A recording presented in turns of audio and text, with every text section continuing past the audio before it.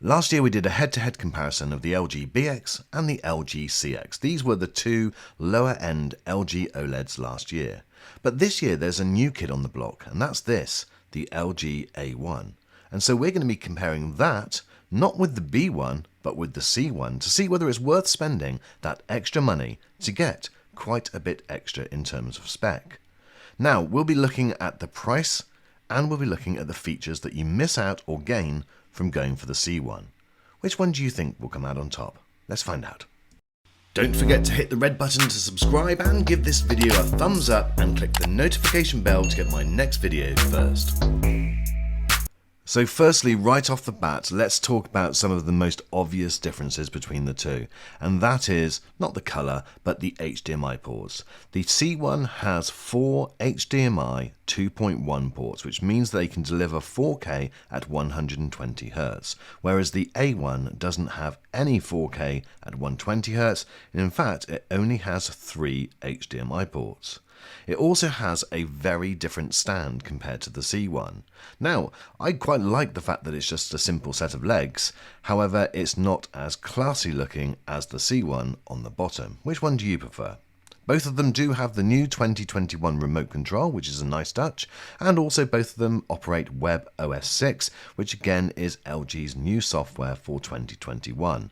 And operating the differences between the two, there's not much in it, even though the processor in the LG C1 is the newer 2021 version. You wouldn't know it just on the speed of operation. As I mentioned in my A1 review, having the legs does lend itself far better to having a soundbar.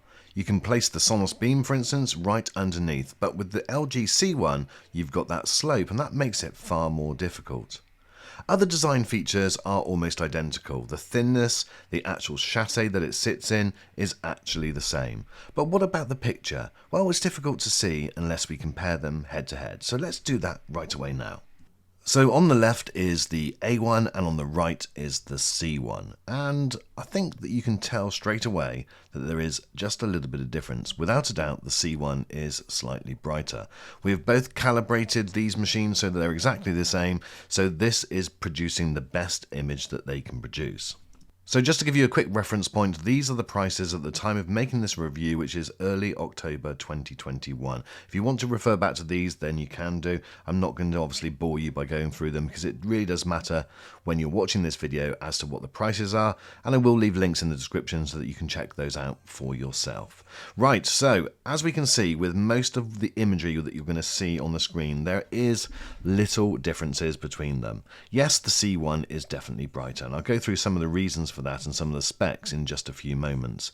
But what I said when I did my review on the A1 is that without having them side by side, I wasn't sure that I would see that much difference. And apart from being a little bit darker, which we knew about, it just doesn't get to the same peak brightness, then there isn't that much difference. The blacks are as black, and everything else about the OLED experience is almost identical with that A1. However, the restrictions that the A1 has may be enough to not buy it.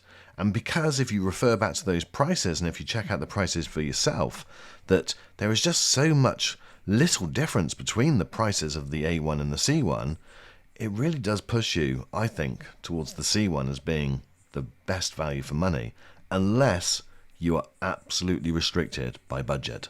Now let me just expand on that brightness issue because it can be a real factor.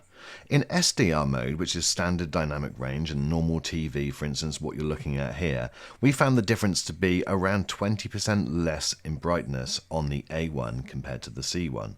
So for the majority of the scenes that you're seeing, you can noticeably see a difference, but it's not the end of the world. And so if you're watching, the majority of your TV is standard TV, cable, satellite, for instance, then you're probably not going to notice that much difference. However, when we measured HDR brightness, we found the difference to be more, 30 to 35%. Now that could well be down to the newer processor on the C1.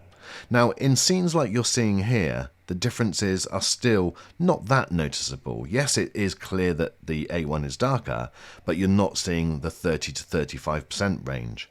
But where you will see it, and it's very difficult to show on camera in a video like this on YouTube, is the dark scenes. That's where it will really show a difference, and you'll really see the benefit in the C1. So in summary, if a lot of what you watch is HDR content, well then again move towards the C1 as being the TV of choice.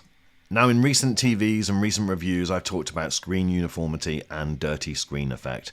The pleasing thing with both of these TVs and with the majority of OLEDs that we look at is that you don't really get any of those types of issues. So yes, you are getting a slightly darker screen, but with the nature of the OLED technology, you don't suffer from DSE as much, and you certainly don't suffer from poor screen uniformity. One of the other things that people worry about with an OLED is screen burn or image retention. Now, I'm pleased to report that I've had OLEDs for years and I've never had any type of problem at all with image retention. I think when the first OLEDs came out, it was definitely more of an issue.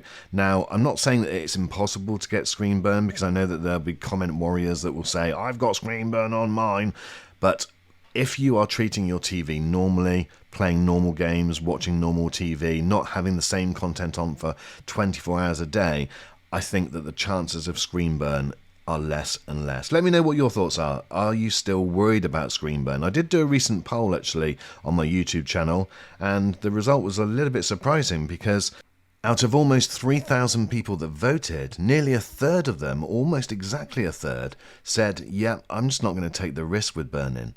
So it wasn't a problem for 2/3, and obviously there were the 5% that said that they don't know what burn-in is, which is fair enough. And so it's still a big issue out there for people. Is it still an issue for you? I'd be interested to find out a few months on whether it is. Anyway, let's look at this picture. Now, this A1 OLED is still an amazing TV, so don't worry about the things I've said so far, because in this image, as you can see, there is almost no difference at all between the two of them. And that A1 OLED still delivers a most incredible picture that if you haven't got it side by side with the C1, you'll still just think, wow. And even when it is side by side, you think, yep, that's close enough for me, not a problem. So I think that it could come down to just what price and what deal you can get at what particular time. And that's why I've left links in the description for you so that you can check out and see what is on offer around. But there is one other factor which could be a big factor for many of you, and that's if you're into gaming, because the A1 OLED doesn't have any 4K 120Hz HDMI ports, and that means for the newer consoles like the Xbox Series X and the PS5, you won't be able to achieve that higher refresh rate, which gives you probably a bit of a more of a competitive advantage when gaming. Now obviously, because the panel itself is also a 120Hz panel, it means that you are getting a better refresh rate, and with the 60Hz panel on the A1, it also means that therefore there is no variable refresh rate, there is no FreeSync support, and there's also no G-Sync support. So if you are a competitive gamer, those are the things that you need to bear in mind. Now what I would say is that not every game is supporting that faster refresh rate at the moment, and there's only a select few. However, if you're future-proofing, then you may want to think about that, because as time goes on, more and more games will come out with that capability, and so therefore having it on your TV is something which you'll maybe want in a few years' time. But I would say that if you're an occasional gamer, then you're probably not going to notice a massive difference, and you probably therefore won't want to spend a lot of extra money on a facility that you won't really use or won't really see the difference for. What I would say though is that the other capabilities that we've already spoken about on this TV, so the peak brightness and shadow detail in HDR content, is definitely going to be more noticeable on those higher end games. If we look at these scenes, for instance, from Outriders, without a doubt, I hope the camera's showing you this, but without a doubt the C1 just shows so much more detail, which again for gaming can be a definite added advantage, and it certainly adds to the experience. The A1 is significantly darker in these type of scenes, and that's because that HDR brightness is 30-35% different, and it is very noticeable. It might not come across as noticeable on this video, but believe me, in reality it is. So guys, just before we come to an end, I just wanted to go back to that pricing screen, because the other thing that you need to bear in mind is that you may be able to pick up a larger screen for similar money to going for the slightly inferior model. For instance, if you're in the UK and you are thinking about buying a 55-inch C1, which is going to cost you £12.99, for just £200 more, you can pick up a 65-inch A1. And likewise in the States, $14.99 for the C1, which again I think is a great bargain, just $100 more for the A1.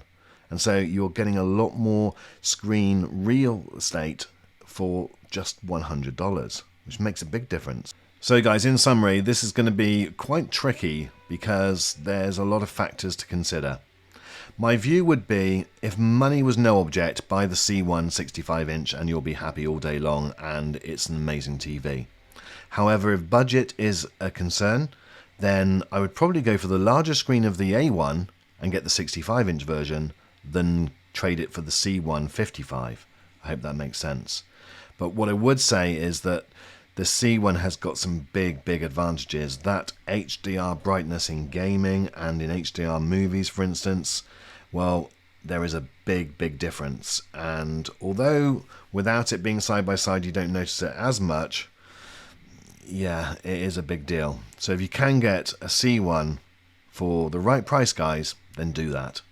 I hope that's cleared things up, or has it just made it more confusing? Let me know in the comments. But thank you so much for watching this video. I hope it has been useful for you guys. I look forward to seeing you on the next one.